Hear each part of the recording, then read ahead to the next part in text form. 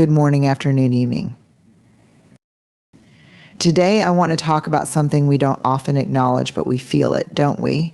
That sinking, subtle weight in our hearts when someone shows up in our lives halfway, half present, half invested, half loving.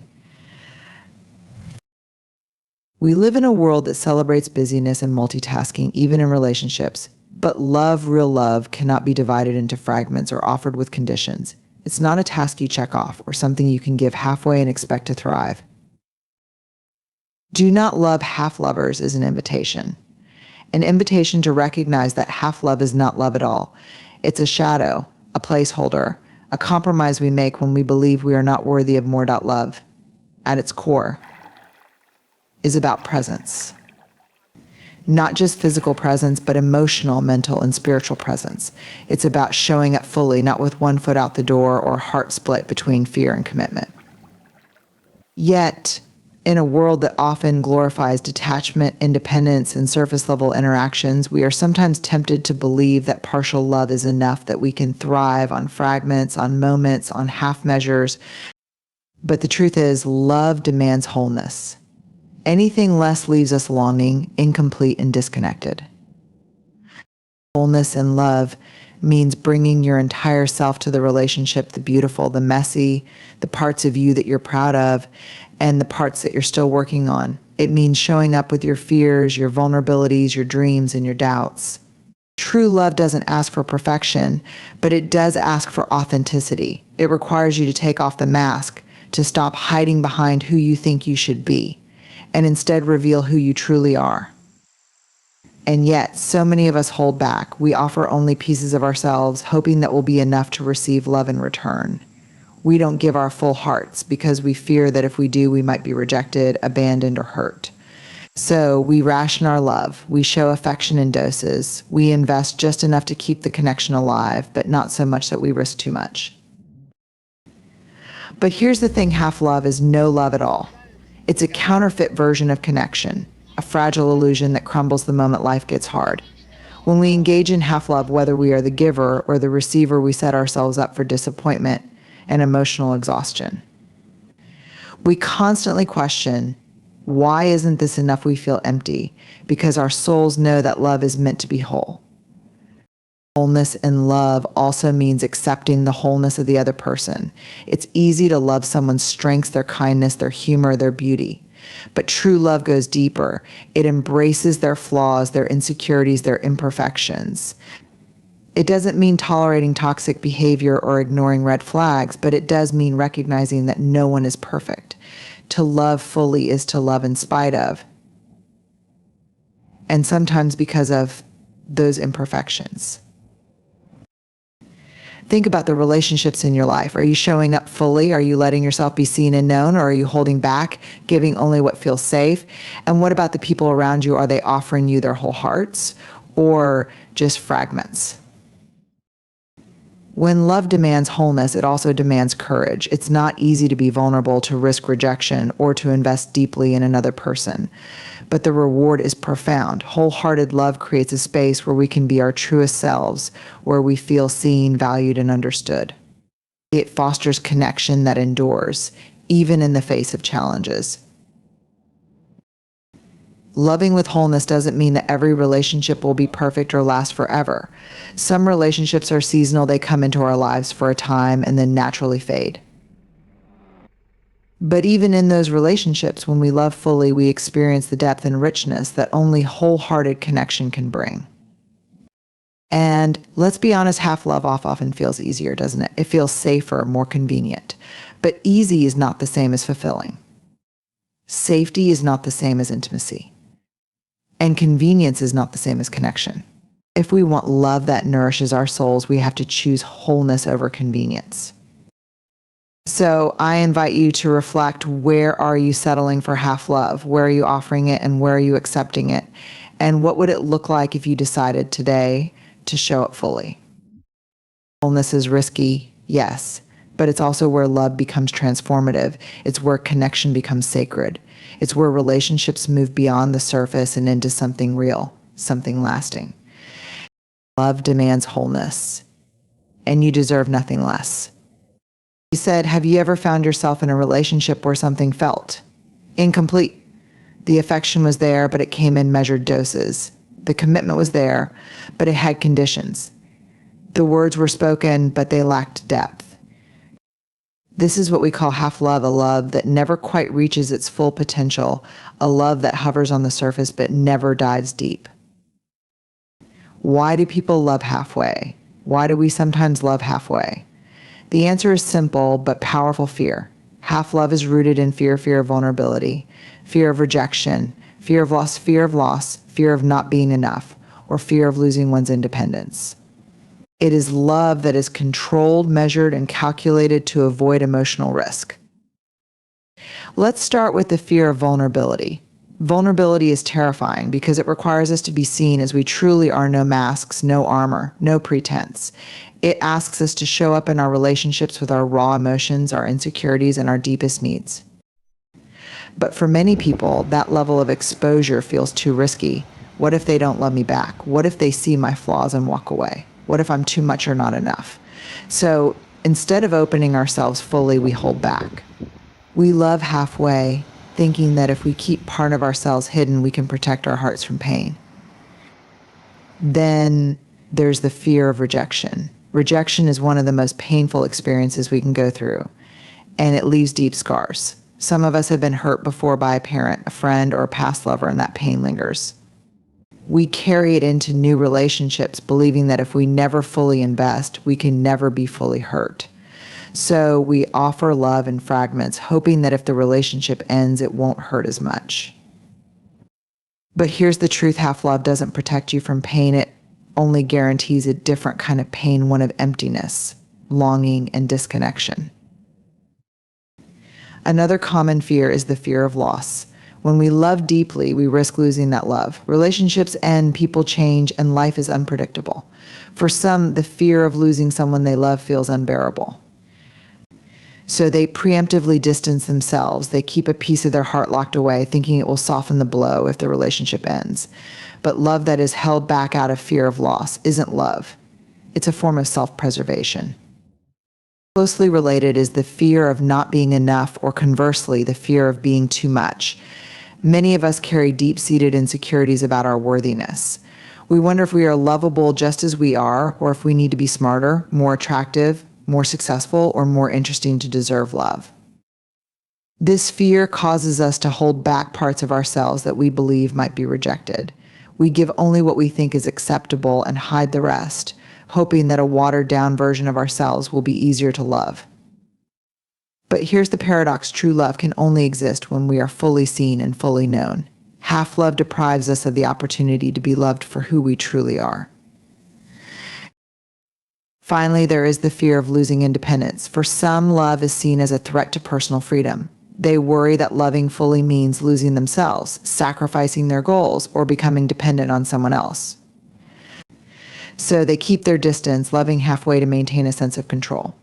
But love and independence are not mutually exclusive. In fact, healthy love supports individuality and growth. Half-love, on the other hand, isolates us and prevents us from experiencing the richness of true partnership. It's important to understand that these fears are natural. We all have them to some extent, and they come from a very human desire to protect ourselves from pain. But fear-based love is not sustainable. It creates relationships that are fragile, unfulfilling, and ultimately doomed to fall short of their potential. So, how do we break free from the cycle of half-love rooted in fear? Acknowledge the fear. The first step is to recognize and name the fear. Ask yourself, what am I afraid of? Is it vulnerability, rejection, loss? Once you identify the fear, you can begin to work through it. Challenge the fear. Fear often exaggerates the risks and minimizes the rewards. Remind yourself that while vulnerability is risky, it also opens the door to deep connection and intimacy. Yes, love can end, but it can also bring joy, growth, and fulfillment. Communicate honestly if you find yourself holding back in a relationship. Have an honest conversation with your partner. Share your fears and insecurities. Authentic communication can create a space for mutual understanding and support, helping both partners move toward wholehearted love. Take small steps. Loving fully doesn't happen overnight, especially if you've been hurt before. Start by taking small steps toward vulnerability, sharing a fear, expressing a need, or showing a part of yourself you usually keep hidden. Each step builds trust and confidence. Embrace uncertainty. Love is inherently uncertain, and that's okay. Part of loving fully is accepting that you cannot control everything.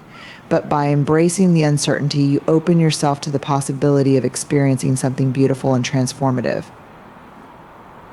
In the end, half love is a reflection of fear, but full love is a reflection of courage. It takes courage to show up, to be seen, and to risk your heart. But the reward of loving fully, of experiencing deep connection, intimacy, and belonging is worth every ounce of that courage.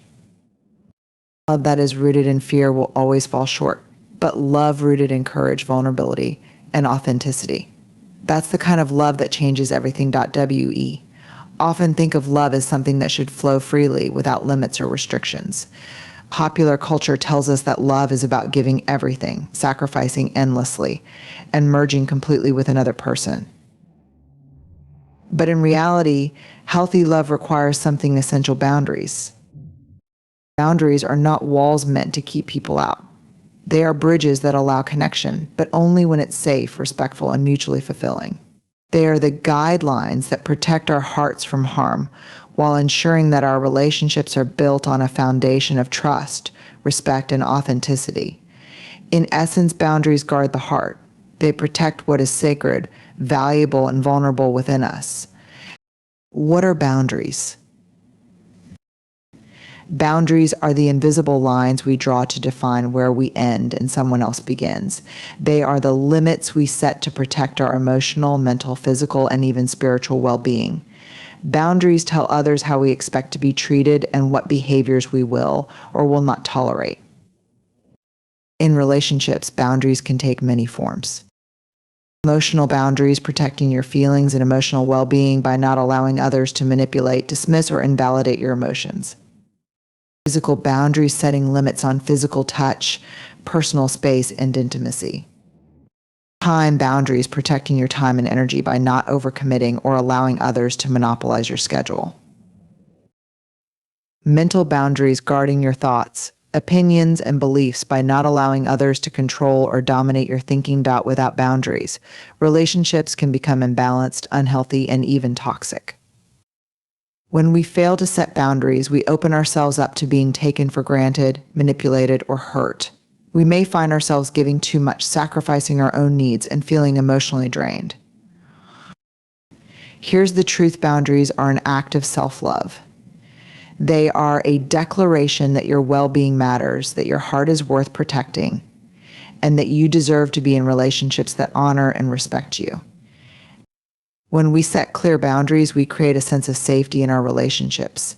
Safety is essential for love to thrive. When you know that your boundaries will be respected, you feel free to be vulnerable, authentic, and open. This creates a deeper level of intimacy and trust between partners. Imagine a relationship where you feel safe enough to express your fears, desires, and needs without fear of judgment or rejection. That safety is only possible when boundaries are in place and respected. 2. Boundaries prevent resentment. When we give too much of ourselves without setting boundaries, resentment begins to build. We start to feel used, unappreciated, and overwhelmed. This resentment can poison even the most loving relationships. By setting boundaries, we communicate our limits clearly and prevent overextending ourselves. This allows us to give love from a place of abundance rather than exhaustion or obligation. Healthy boundaries ensure that love is given freely, not resentfully. 3. Boundaries foster mutual respect. Boundaries teach others how to treat us. When we set and enforce boundaries, we communicate that we value ourselves and expect others to do the same. This fosters mutual respect, which is the foundation of any healthy relationship. Respect is a two-way street. When you respect your own boundaries, others are more likely to respect them as well. And when you respect the boundaries of others, you create a relationship dynamic built on trust, understanding, and empathy. Or boundaries maintain individuality. In romantic relationships, it's easy to lose ourselves in the other person. We may start to prioritize their needs, desires, and opinions over our own, gradually losing our sense of self. Boundaries help us maintain our individuality within the relationship. A healthy relationship is one where both partners retain their unique identities, interests, and goals. Boundaries ensure that you don't lose yourself in the process of loving someone else. They remind you that your dreams, passions, and well-being are just as important as your partner's. Why do we struggle with boundaries? Many people struggle with setting boundaries, especially in relationships. This often stems from fear of rejection. We worry that setting boundaries will push people away or make them love us less. Desire to please, we want to be liked, loved, and accepted, so we avoid saying no or setting limits. Past experiences, if we grew up in environments where boundaries were ignored or disrespected, we may not know how to set them. Guilt, we may feel guilty for putting our needs first, believing that it's selfish to set boundaries. However, it's important to remember that setting boundaries is not selfish. It's necessary for healthy, sustainable relationships. How to set boundaries in love. Know your worth. The first step in setting boundaries is recognizing your inherent worth. You deserve to be in relationships that respect and honor you. Identify your needs. Take time to reflect on what you need in a relationship to feel safe, valued, and fulfilled. These needs will form the basis of your boundaries. Communicate clearly. Boundaries need to be communicated openly and assertively. Use I statements to express your needs without blaming or accusing. For example, I need time for myself each week to recharge. Be consistent. Once you set a boundary, it's important to enforce it consistently. If you allow others to cross your boundaries without consequences, they will not take them seriously. Respect others' boundaries. Healthy relationships are a two-way street.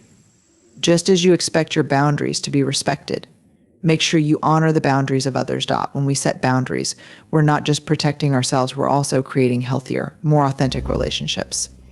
Boundaries are a gift we give to ourselves and to the people we love. They create a space where love can flourish, free from resentment, fear, or imbalance. Remember, you have the right to protect your heart. You have the right to say no, to walk away, and to demand the respect and care you deserve. Boundaries are not a barrier to love, they are the foundation of it. So guard your heart, not with walls that isolate you, but with boundaries that protect, nurture, and honor the love you carry within.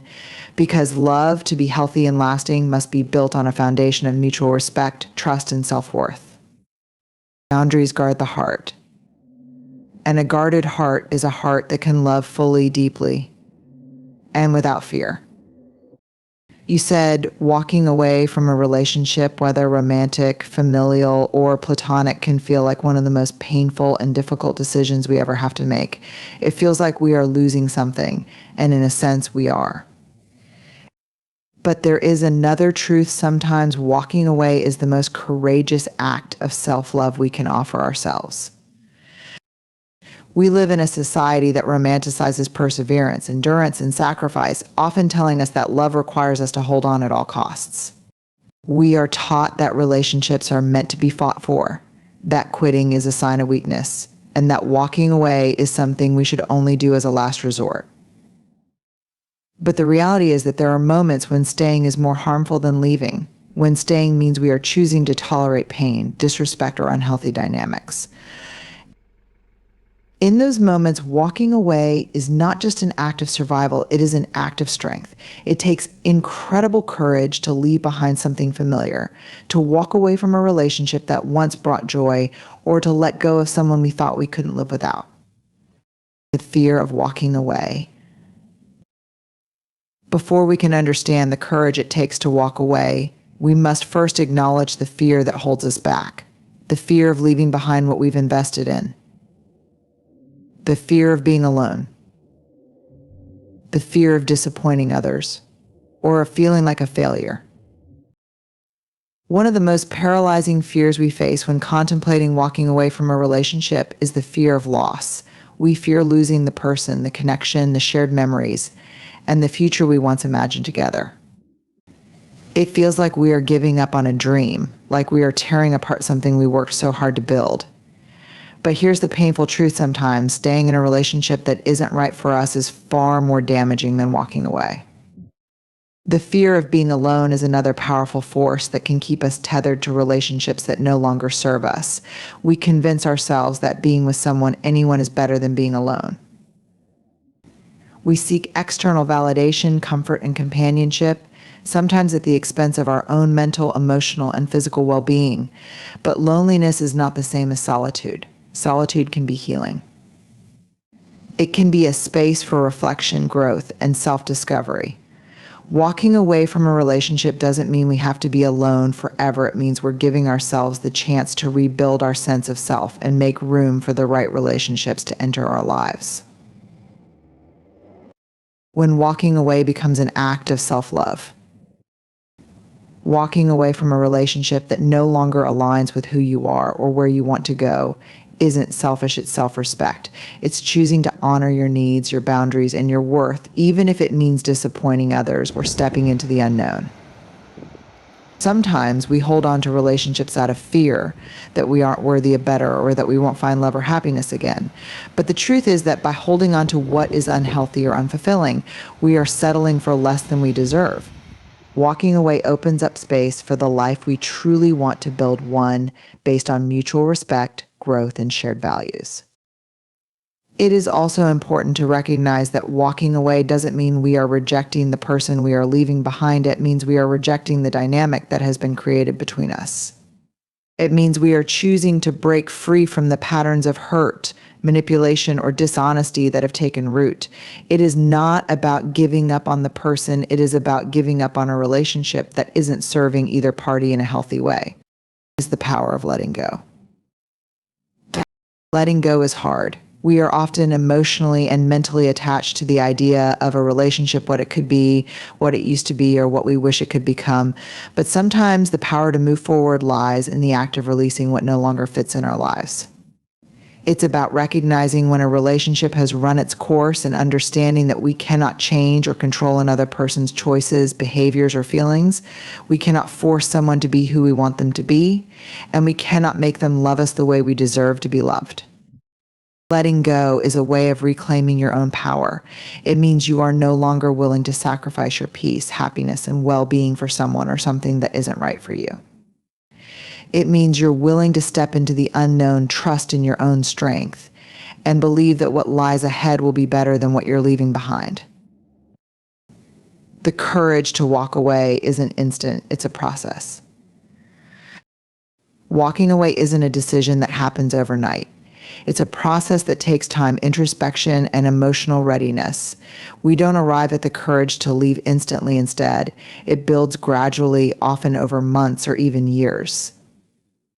The realization that something isn't right for us can be slow and painful. We may ignore our gut feelings, deny the red flags, or make excuses for the other person's behavior because we want to believe things will change. But deep down, we know when a relationship is not in alignment with who we are or who we want to become. The first step is awareness. Recognizing the signs of a toxic or unhealthy relationship, whether it's emotional manipulation, constant conflict, dishonesty, or neglect, is crucial. Then comes the difficult work of confronting the truth: I deserve more than this. This is when the decision to walk away begins to take shape. It's when we realize that we have the power to choose our own happiness, regardless of the pain it may cause in the short term. Next, we must gather the emotional courage to take action. This can involve difficult conversations, cutting ties, or even facing the fear of being alone. But it is in this action, the act of stepping away, that we reclaim our autonomy. We make the conscious choice to prioritize ourselves and our future over the comfort of staying in a relationship that isn't healthy. Embracing the unknown. The most frightening part of walking away from a relationship is often stepping into the unknown. Leaving behind what's familiar, what we've invested in, can feel like stepping off a cliff without knowing where we'll land. But what if, instead of seeing it as an ending, we saw it as an opportunity for a new beginning? What if, instead of fearing the unknown, we embraced it as a space of possibility? By walking away, we give ourselves the freedom to create a life that is aligned with our authentic self. We free ourselves from the emotional baggage, disappointment, and fear that may have been holding us back. We make room for new experiences, new people, and new opportunities. And perhaps most importantly, we make room for a love that is more real, more fulfilling, and more in alignment with who we are. Conclusion: walking away to walk towards. The courage to walk away is not about rejecting love. It's about choosing a better version of love for yourself. It's about honoring your needs, respecting your boundaries, and stepping into the fullness of who you are. Remember, walking away from a relationship that no longer serves you is not a failure. It is an act of strength, an act of self-respect, and an act of love.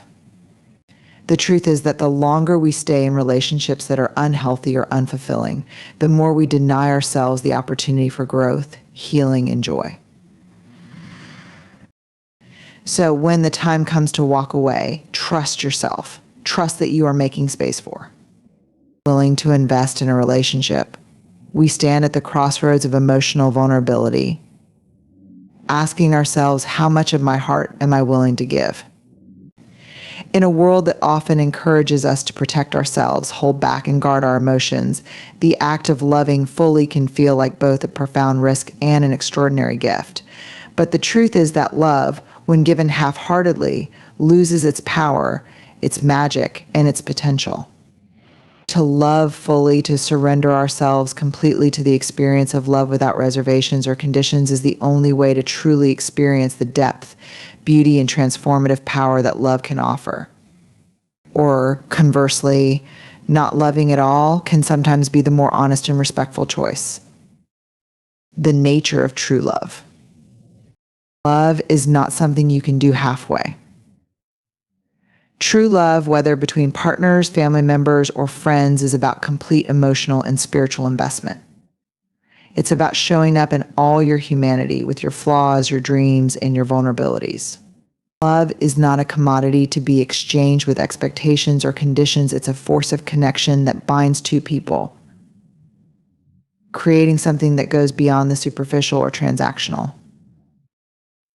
When we choose to love fully, we are embracing someone not as an idealized image, but as a whole, complicated person with both light and dark.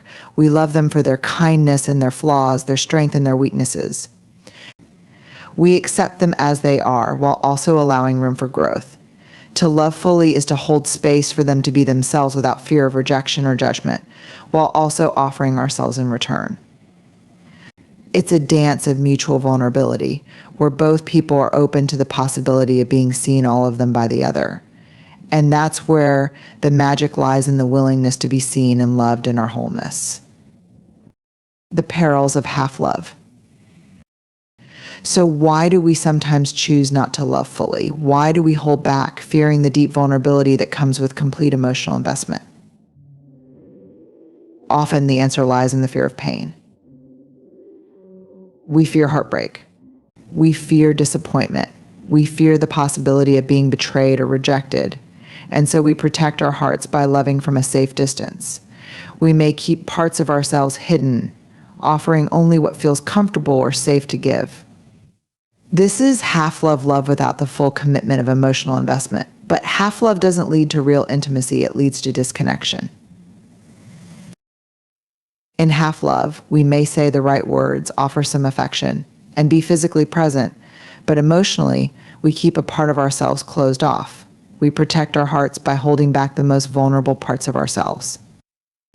The problem with half-love is that it doesn't allow the other person to truly know us, and it doesn't allow us to experience the depth of connection that comes from being fully seen and fully loved. It builds walls instead of bridges, creating distance rather than closeness. In short, it's a pale imitation of what love could be. And it ultimately leads to feelings of emptiness, frustration, and longing. Love is an act of courage. Loving fully requires courage, the courage to be vulnerable, to risk being hurt, and to open ourselves to the possibility of deep, transformative connection. It's an act of bravery to love without holding back. Because when we give someone all of ourselves, we are essentially saying, I trust you with my heart. We are exposing our fears, our desires, our hopes, and our wounds, and that can be terrifying. But there is no greater reward than the connection that comes from loving fully. When we choose to love wholeheartedly, we are saying yes to both the beauty and the pain that come with truly being alive. We are choosing to engage with life in its entirety without reservation or hesitation. We are saying yes to joy, to growth, to laughter, and to intimacy, but also yes to the pain of loss, the discomfort of change, and the vulnerability that comes with loving deeply. And while we cannot control how others will respond, we can control our own capacity for love. Loving fully requires us to be honest with ourselves about who we are, what we need, and what we are willing to give. It also requires us to let go of control. We cannot control another person's actions, feelings, or choices. But we can choose how much of ourselves we are willing to give. Loving fully means giving with an open heart, without expecting anything in return, without keeping score, and without needing the other person to be perfect. The freedom in loving fully. One of the greatest misconceptions about love is that it limits us. We think that if we love fully, we will lose our independence, our individuality, or our freedom. We worry that by giving so much of ourselves to someone else, we will be left with less for ourselves. But the opposite is true. Loving fully doesn't diminish us, it amplifies our lives. When we love fully, we open ourselves to deeper levels of connection and belonging. We create relationships that nourish us, that help us grow and evolve. Instead of losing ourselves in another person, we discover new aspects of ourselves through the love we share. We learn more about our capacity for empathy, compassion, and resilience. True love doesn't bind us, it frees us.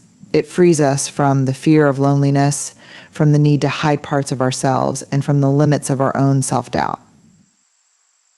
Moreover, when we love fully, we invite others to do the same. Love is contagious. When we give freely and authentically, we create a space where others feel safe to do the same. We encourage vulnerability, authenticity, and emotional generosity. This is how deep, meaningful relationships are built, not through half-hearted attempts at connection, but through the courage to love fully and without reservation. The importance of knowing when not to love at all. While it is essential to love fully, it is equally important to recognize that there are times when it is better not to love at all, at least, not in the way we have been conditioned to think of love. Not every relationship is worthy of your full emotional investment. Not every person is capable of giving or receiving the kind of love that nurtures, respects, and values you as you deserve. And that's okay. Sometimes the most loving thing we can do for ourselves is to recognize when a relationship isn't right and to step away from it rather than continuing to pour love into something that doesn't nourish us. Half-love often arises from the belief that we can fix or save someone, or that we must continue to invest in a relationship out of obligation or fear of being alone. But in reality, staying in such relationships is a form of self-sabotage. It's far healthier and more loving to acknowledge when a relationship has reached its natural conclusion, or when the dynamics are no longer conducive to growth and mutual respect. When we choose not to love at all, it is not an act of shutting our hearts off, but an act of self-preservation. It's about loving ourselves enough to walk away when necessary, to protect our emotional well-being, and to honor our worth. It's about choosing to wait for love that is worthy of our full heart's love, that is reciprocal, respectful, and aligned with who we are. Conclusion, the power of wholehearted love. To love fully is to give of yourself without holding back, to offer your heart freely and without conditions, and to trust that love will return to you in ways that are beyond what you can control or predict. It is an act of profound vulnerability and courage that opens us up to the deepest connections life has to offer. Half-love, on the other hand, is a shadow of the real thing: safety without growth, comfort without depth, and connection without intimacy. So choose to love fully or choose to hold back, but never ever settle for a love that is anything less than wholehearted. Because when you love fully, you not only change the course of your relationships, you change the course of your life. You step into the fullness of who you are and invite the kind of love that will transform you and the world around you. As we stand at the crossroads of love, it's important to remember that the fullness of love is a choice to give without reservation, to show up authentically, and to embrace both the joy and the pain that come with it. To love fully is to live fully, to be brave enough to open our hearts wide enough to experience the depths of connection, and the strength to protect our hearts when necessary. But the beauty of love is this: when we choose to love wholeheartedly, we don't just create deeper connections with others, we also create deeper connections with ourselves. We unlock our own capacity for growth, healing, and transformation. Love, when given freely and fully, becomes a force of growth, of connection, of belonging, and of true intimacy. And it is through this kind of love that we discover our most authentic selves and find the courage to embrace life with all of its messy, beautiful complexities. So, love without hesitation.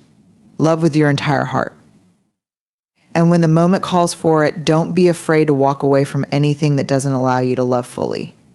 Sure, in the end, love when it's whole, when it's real, is the very thing that will shape our lives in the most extraordinary ways. Thank you.